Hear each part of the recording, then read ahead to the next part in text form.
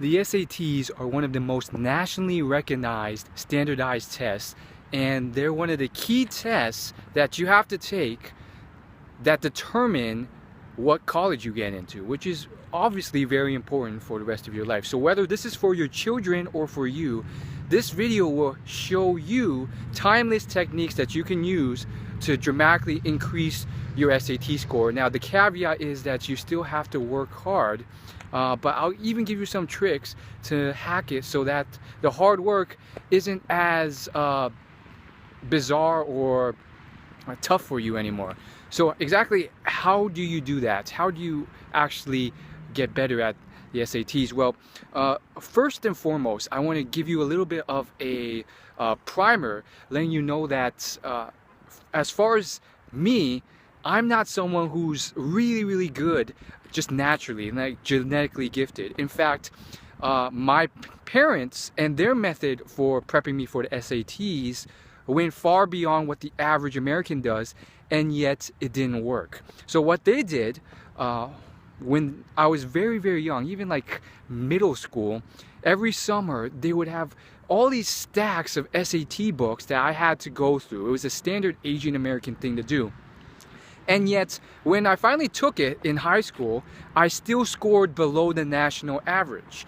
And I still remember it because it was very dreadfully horrible. I didn't want to do it. It was annoying. It was tough. I hated doing it. They kind of partially forced me to. And it didn't work. So what exactly made my score increase? I actually ended up increasing it to 2170, which is roughly around the it's pretty high up there, like 90th percentile. I went up from below average to like one of the top scores. How exactly did I do that? Despite me being, like a lot of people, below average in terms of intelligence and all this other stuff. So I want to give you some tips, and obviously the SAT is going to change a lot, but some of these tips and the principles are timeless and they will work for any standardized test. And I think that's why I really think they're worth sharing. And just to emphasize one more time, I'm not someone who, and I see a lot of these kids who are, I've bumped into a lot of them, I'm not someone who just naturally, genetically, the first time they take it, they excel and they just beat out everyone's score. I had to do it the hard way, which is through hard work. So the first big thing was I surrounded myself with people who were really good with the SAT. I did this online and offline, and by doing this, two big benefits came from it. The first was that I slowly but surely started loving the process of getting better. Now compare that to the average person who's taking the SAT. Most people, 99% of them, they hate the whole process of studying for the SAT. And therefore, I became in a very unique group that actually loved it. It was a very slow but steady change in mentality. But I guarantee you, when you get around these people, and you just see how they light up, and they're excited because they get a lot of passion from finding little things that they can improve upon to get better. And slowly but surely, I ended up loving the fact that I could go home and improve something that would impact me for the rest of my life. Whereas everyone else that I saw in school would complain whenever they had to do SAT, which wasn't that often because most kids aren't really, even forced to take any courses for the SAT. If it is one, it's like one from one of those big corporations that usually aren't that good. So that's the first thing, and that was like a hidden benefit that I didn't realize, and it was instrumental because that drew an internal motivation that my parents weren't able to get from me, and therefore on my own I wanted to do it. So the second big benefit to doing that is you pick up on all the tips and tactics and tricks that they used to succeed. And so that's exactly what I did. I went on to online forums like College Confidential and all these forums where some of the smartest kids in the nation gathered. And I did something that no one else, I believe, in the entire forum did at the time, which was I went out and I did search for anyone who mentioned that they had gotten a perfect score on the SAT. And I reached out to dozens and dozens of people online who had gotten it, and just sent a list of 2 or 3 of the most pressing questions I had, and looked for patterns. And guess what? I found some patterns. There are certain secrets that they use. The biggest one, and this is the one I emphasize for you, the biggest action step that I learned was that all of these people made a huge effort to take a lot of authentic College Board practice tests. So what does this mean? They emphasize quantity, they emphasize reviewing that, and actually learning from their mistakes and actually getting better. So it's not just taking the practice tests, but actually reviewing them. And the biggest thing was that they emphasized taking actual realistic practice tests from the people who actually facilitate the real test. At the time, the company who actually facilitates the test was College Board. So why does that matter? Well, for most of us, we wouldn't even consider it, and we would just buy practice tests from some of these test prep companies. And it turns out, although they try and get very close, they're usually not as authentic, and the questions are a little weird, and they don't really help as much because they're asking questions on topics that are a bit different from what College Board actually tests on. So long story short, what I discovered was that this was true. And I started taking lots of practice tests, and there was these subtle differences in the wording and phrase. And it turns out it's like very, very hard to get the exact type of questions. It just comes out in very subtle ways in how the questions are phrased and asked and so forth, despite how hard they try to copy the real test. Now, that's not saying that all test prep companies are bad. There was a couple that were pretty darn close. And of course, that might change over the years. So again, if you have finished all of the authentic tests, which are, it's tough to do because there's a lot out there, dating back all the way to the year 2000, and even before that, that you can find online, or you can search it up. But outside of those, if you do finish all those, there are, you can go on the forum and ask and just poll people and see which test prep company comes out with the most authentic practice tests. But that was the main principle I used to do what I had to do. And that was essentially just learn the patterns of successful people, which is not a new concept. But specifically, those patterns, just to repeat for you again, were take as real and as authentic of a practice test as you can, do as many as you can, and I ended up taking probably every practice test available, plus probably 90% of the most inauthentic, like all the test prep company ones. So I went overboard with it, but that was the second big thing. I did a lot of quantity, and the third big thing was not just take it, because just taking the test doesn't actually help you that much. Sure, you get like a sense of the test procedure, but it was really sitting back after the test and spending even more time than I did to take it, to actually review it and figure out what did I do that was wrong, why was it wrong, and read the answer explanations.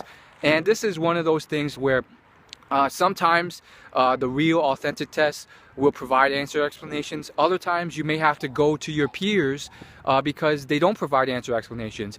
And then sometimes there is a little bit of benefit to take the test prep companies practice tests, because they always come with answer explanations. And sometimes you just need an answer explanation because you don't know why you got the question wrong. So it's actually very simple.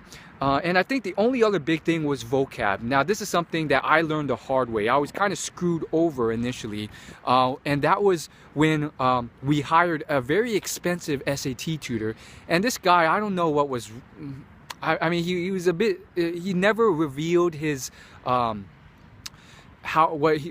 he scored on the SAT, and I mean, there's just something a little bit off about him in that sense. And then on top of that, all he would do would be he would come to the house and then tell me to memorize hundreds of vocab words every day from this massive list called the Barron's SAT vocab list, which had like thousands of words on it. And then he would sit there and watch me take practice tests. And then in the last like 10 minutes of the tutoring sessions, he would just like go over them with me, and then pretty much for every answer he would flip to the back and read the answer explanation and repeat what the answer explanation said. And he charged a lot of money for it, and honestly it really didn't help that much. So me and my some peers experimented with tutors, and it just wasn't working out. We took classes, and what actually ended up doing it was obviously deconstructing the successful people that I talked about, but also seeing what else is out there and really figuring out what actually works. And as far as vocab, I did a lot of research online through forums, and long story short, what I found was that usually the most comprehensive, exhaustive lists are the worst ones. And that was one of the worst things I did. I tried to memorize 10-20 words a night, which was impossible. I just didn't have the brain power, and 99.999% of them would never even show up on the SAT. So it was a complete waste of time.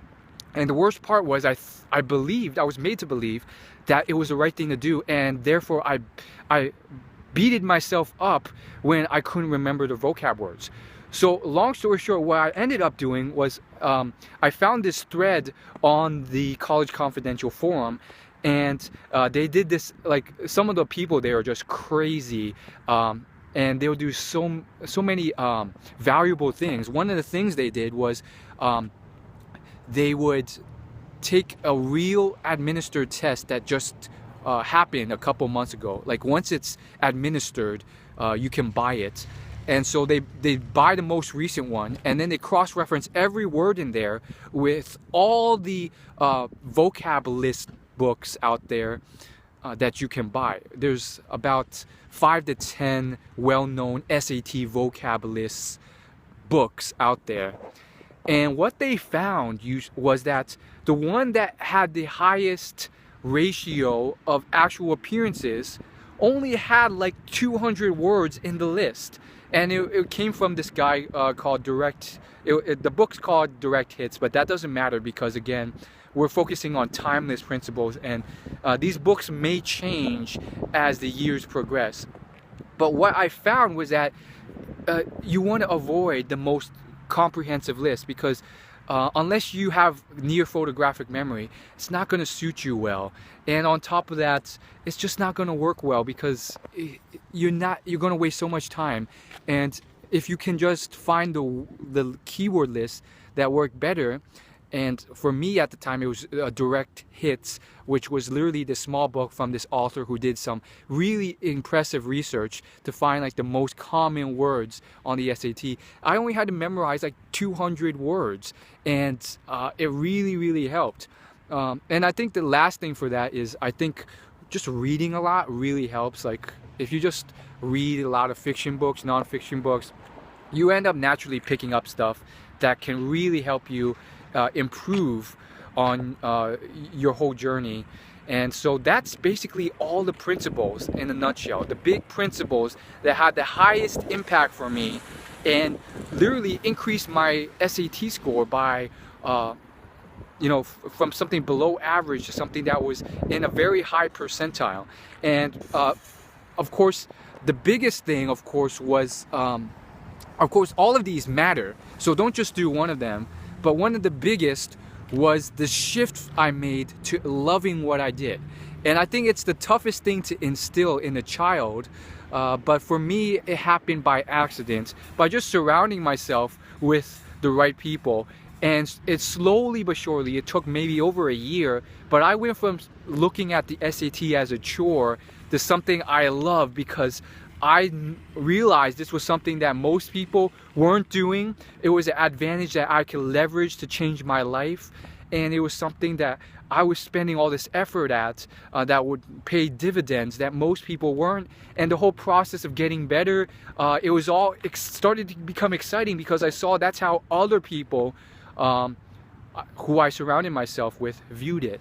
So maybe share this video with them, and maybe some of that will rub off on them if you're a parent. And because it's really tough for a parent to try and, you know, make something cool for their child. Like for a teenager, it's just going to backfire because teens like to rebel. So maybe if you shared with them this video, maybe they could kind of see it from a different light, from someone more so their age.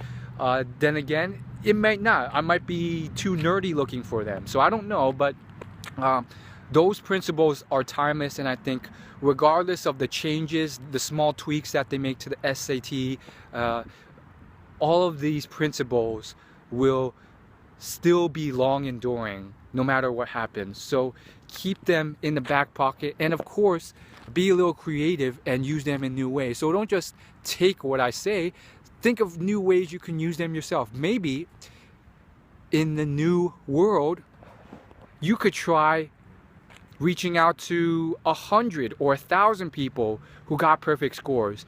And I'm sure if you put your mind to it, you can find them online, and you can find patterns once you do that. And if you do, let me know, because I'd be interested in seeing what you found out. Thanks for watching.